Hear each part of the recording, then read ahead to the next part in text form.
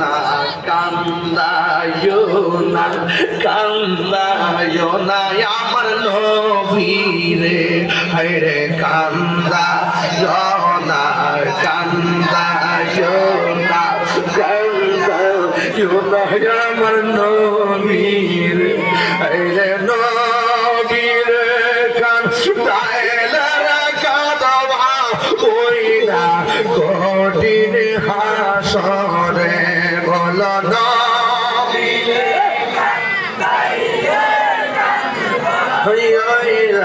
কঠিন হাসরে আল্লাহ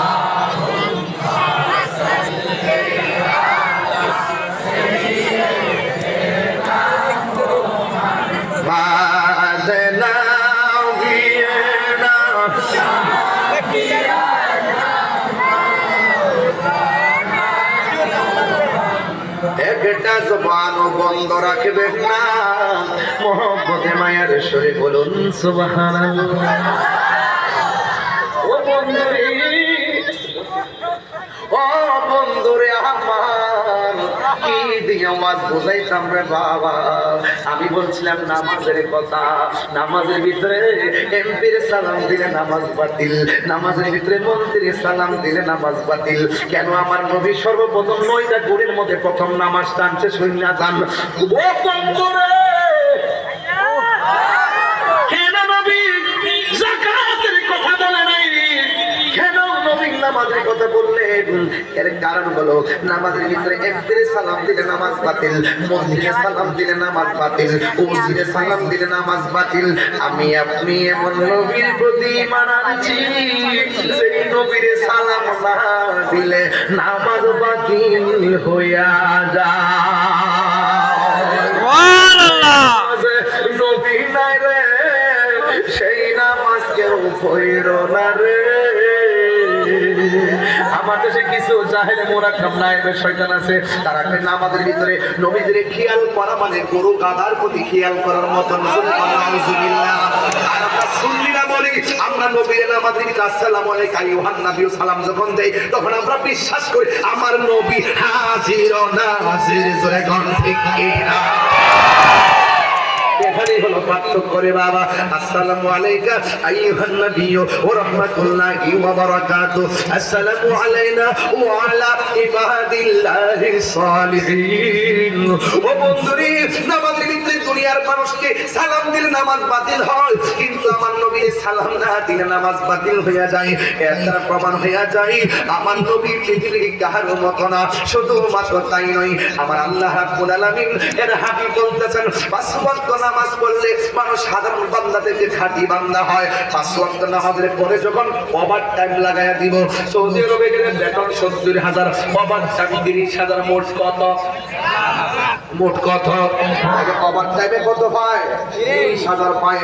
আল্লাহ কম্বল থেকে লাগাইছে 5 ওয়াক্ত নামাজ, এর বাইরে আবার এক্সট্রা লাগাইছে নফল। ওই নফল হলো একটা নাম তাহাজ্জুদ, একটা নাম হলো এই নফল অতিরিক্ত আছে, সুন্নাত হিসাবে নফল আছে, তাহাজ্জুদের নামাজ আছে, ও আওয়াবিনের নামাজ আছে, ইশরাকের নামাজ আছে, তাশতাশের নামাজ আছে, হাজ্জতের নামাজ আছে, নফল নামাজ আছে, কদরের নামাজ আছে, বরাতের নামাজ আছে, মেরাজের নামাজ আছে, সালাতুত তাসবিহ নামাজ আছে। সব নামাজগুলো 5 ওয়াক্ত নামাজের বাইরে মন চাইলে পড়বেন, না পড়লে ছাড়বেন। কিন্তু আমার নবী বলে 5 ওয়াক্ত নামাজ 1 নম্বরে হলো ফজর, 2 নম্বর যোহর, 3 নম্বর আসর, 4 নম্বর মাগরিব, 5 নম্বর এশা। এই 5 ওয়াক্ত নামাজটা হলো ফরজ। আল্লাহ বলছে আকিমুস সালাত, নামাজ কায়েম করো। শুধুমাত্র নিজে ঘুম থেকে ওইটা মসজিদে গেলে চলবে না, জিংলা দিয়া কুত্তারে বাড়ি দিয়া মসজিদে লইয়া যাওয়ার নাম হলো কিয়াম কায়েম। শুধুমাত্র জামাই মিয়া মসজিদে নামাজ পড়লে চলবে না, বড় মাথার মধ্যে একটা হাত দিয়া কইবা বলবো নামাজটা পড়ো, এটার নাম হলো কায়েম। শুধুমাত্র নিজে পড়লে চলবে না, ঘরের মানুষকে পড়াইতে হবে। এই জন্য যুবক আমার নবী আপনার নবী বলে দিয়েছেন এই 5 ওয়াক্ত নামাজটা হলো ফরজ। এরপরে যে ওভার টাইম গুলো আছে ফরজ নামাজের পাশাপাশি তারা বেশি বেশি নফল ইবাদত করে আমার আল্লাহ রাব্বুল আলামিন তারা আর বান্দা রাখে না, আমার আল্লাহ তারে বন্ধু বানায় আনে। জোরে জোরে বলুন আল্লাহু আকবার। এই জন্য আমরা আল্লাহ আল্লাহর বন্ধু হতে চাই কি চাই না রে বাবা? আর জবান খুলে কোন চাই কি চাই না? এই জন্য আমার নবী আপনার নবী দুই নামাজের কথা প্রথম বললেন, শুধুমাত্র নামাজ পড়লে চলবে না, নারে তাকবীর, নারে রিসালাত। আল্লামা আব্দুর রহমান রিজভী হুজুরের আগমন, আর জোরে বলে রিজভী সাহেবের আগমন। একটা জবানও বন্ধ রাখবেন না, মুহাম্মদে মায়ার সুরে বলুন সুবহানাল্লাহ। আর মায়ার সুরে করুন আল্লাহু আকবার। ইমানদারের আরেকটা গুণ হলো, 2 নম্বর গুণ হলো যারা অহেতুক কথাবার্তা বলা থেকে বিরত থাকে। রাস্তাঘাটে চলবেন, অযথা কথা বলবেন না। ঘরের মধ্যে চলাফেরা করবেন, অযথা কথা বলবেন না। বন্ধু বান্ধবের সঙ্গে চলাফেরা করবেন, অযথা কথা বলবেন না। কারণ অযথা কথার দ্বারা ঈমান ধ্বংস হয়ে যায়, অযথা কথার দ্বারা ঈমান নুকসান হয়ে যায়। এই জন্য আমার নবী বলছে অযথা কথা বলা যাবে না। 3 নম্বর বলছে যারা যাকাত আদায় করে, ঈমানদার যারা তারা যাকাত আদায় করবে। যাকাত শব্দ অর্থ বৃদ্ধি করা, পবিত্র করা। যাকাত দিলে সম্পদ কমে না। আপনি মনে করবেন না যাকাত দিলে বুঝি আপনি গরিবের প্রতি দয়া করলেন, না না না। যাকাতের টাকার উপরে গরিবের অধিকার রয়েছে। আল্লাহর হাবিব বলে হাসরের ময়দানে যারা যাকাত দেয় না, এই যাকাতের টাকাগুলোরে আমার আল্লাহ সর্পে পরিণত করবে। এই সর্পগুলো পেটের ভিতরে যায় ডুববো। আমার নবী আপনার নবী বলে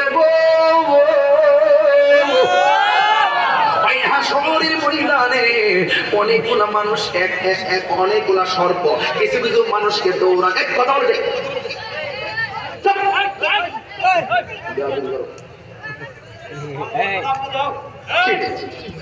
আল্লাহু আকবার বলেন। সাধারণ কোন বিষয় না। আমার কাজটা শেষ হয়ে গেছে, কথা বলতেছি। যাকাত করতে হলে পবিত্র, পবিত্র করো, বৃদ্ধি করো। অনেকে মনে করে গরিব আমি যাকাতের টাকা দিলাম মানে কি গরিবকে দয়া করছি। পাঠারি কথা বলবেন না। আপনার সম্পদের উপরে গরিবের অধিকার। আপনি যাকাত দিলে আপনি হাসিল মানে বাস খাওয়া থেকে বাঁচবেন। কথা বলেন